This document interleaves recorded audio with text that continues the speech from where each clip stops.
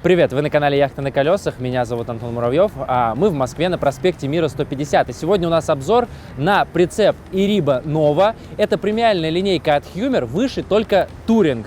Но, как мы знаем, у них весьма специфичный дизайн, а это все-таки, на первый взгляд, классический прицеп, но с множеством приятных нюансов. Давайте разбираться.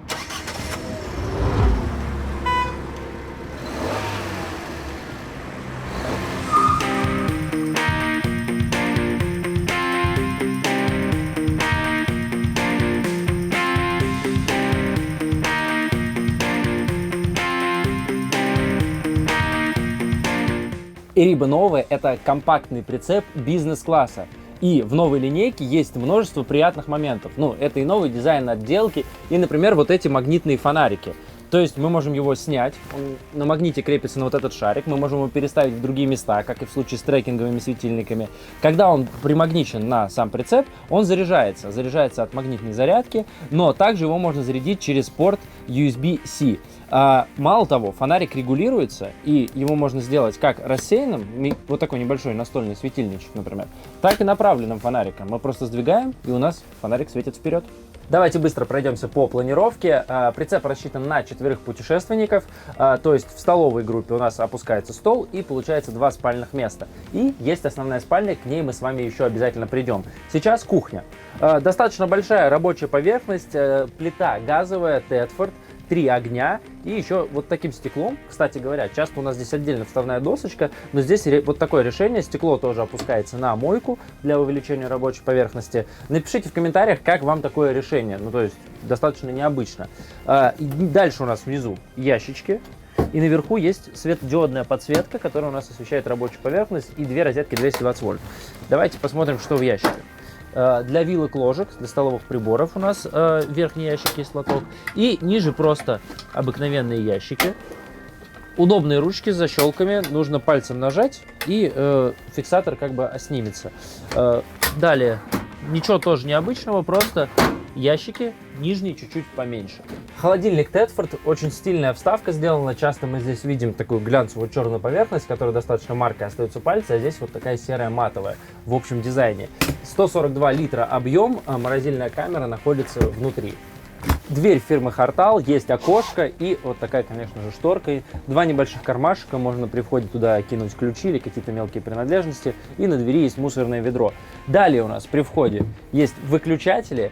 Они сделаны вот такими секторами, и свет может диммироваться. То есть мы зажимаем выключатель, пока мы его держим, у нас, например, убавляется плавно подсветка внизу, наверху, где-то еще.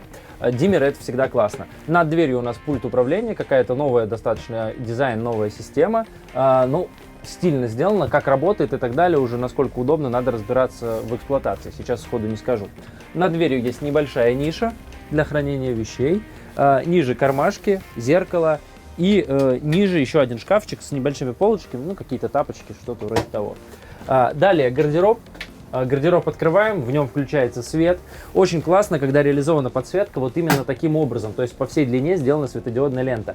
Гардероб по-настоящему большой. То есть здесь, правда, много места.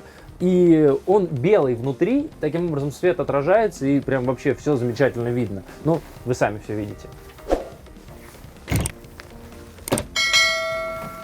Основная спальня. Как видите, фонарик мы можем перенести сюда. Ну, естественно, здесь есть остальная подсветка, тоже с диммерами. Что можно сказать в целом про спальню? Большая, удобная кровать. Ну, и все здесь комфортно и классно. Все-таки это бизнес-класс. Но, как и свойственно часто бизнес-классу, все-таки, скорее всего, комфортно здесь путешествовать вдвоем. Потому что, например, вот здесь никакой двери там или шторы у нас штатно не предусмотрено, которая бы отгораживала основную спальню. Это нормально, это для людей, выбирающих такой образ отдыха. Конечно, мы можем здесь повесить штору, но это не будет какая-то глухая изоляция. Поэтому, ну, это вопрос просто кому что надо. Вряд ли это там прицеп для путешествия с большим количеством детей. Достаточно необычное решение. Умывальник вынесен прямо вот сюда, в спальню. Большие зеркала, раковина, все хорошо. Ну, мне кажется, достаточно нестандартным. Напишите в комментариях, как вам такое решение. А туалет и душ у нас находятся здесь. Туалет и душ объединены в одно пространство. Вот такая компактная, аккуратная кабина. Туалет с электросмывом Тедфорд. И с помощью вот таких дверей, не шторок, то есть мы должны защищать фасады от воды, у нас все это трансформируется в душевую кабину. Фиксируется на магните. И, пожалуй, один из самых главных моментов – это печка, которая установлена здесь. У нас здесь Truma комби, то есть вместе с печкой у нас есть бойлер, который нагревает горячую воду. И все это работает от газа. В большинстве случаев в прицепах это не так. У нас есть печка Truma, которая греет только воздух, она работает от газа, а вот воду мы уже нагреваем только от электричества 220, когда подключаемся к сети кемпинга. Таким образом, этот прицеп становится более автономным. Вы можете просто остановиться без какого-либо подключения, и у вас уже будет горячая вода в кране, на кухне, в душе. Разумеется, под кроватью у нас есть место для хранения вещей, но в пути стоит внимательно относиться к нагрузке сюда, потому что может нарушиться баланс прицепа. Кстати, фонарики магнитные, их можно зафиксировать не только на специальные места, а в принципе куда угодно, если нам это необходимо. Ну, где есть, естественно, металлические железные поверхности, а в багажник мы можем получить доступ, естественно, и с улицы. Дверка багажного отделения, кстати, фиксируется вот такими лямками в горизонтальном положении. Это может помочь, если вы кладете что-то не тяжелое, у вас она не падает вниз, допустим, грязный, снег, и в принципе ее можно использовать как небольшой столик, но только с небольшой нагрузкой. Но если же она вам мешает и вам надо положить тяжелые вещи и ничего не сломать, таким образом мы можем ее открыть, и она опустится полноценно вниз, почти до самой земли. Рядом у нас по правому борту заливная горловина для чистой воды. Объем бака чистой воды 55 литров. Задняя стенка очень напоминает дизайн от Hummer, например, у автодомах на шасси Mercedes.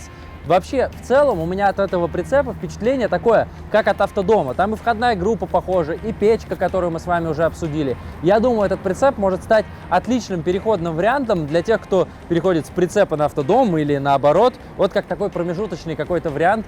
Или, возможно, на нем вы остановитесь, и он вам понравится. Кстати, то, что здесь висят не российские номера, не обращайте внимания. Это не означает, что прицеп не растаможен. Это просто транзитные номера, на которых он приезжает в Россию. Если вы его будете покупать, все будет хорошо, он будет растаможен и будут российские номера. По левому борту кассета биотуалета Тедфорд и вентиляционное отверстие холодильника. На мойке, кстати, очень важно сказать, чтобы в него не заливали сильно воду, особенно зимой, потому что она там может замерзнуть и холодильник выйдет из строя. Это касается и прицепов, и автодомов. Далее выпускное отверстие печи Truma и подключение к сети 220 вольт.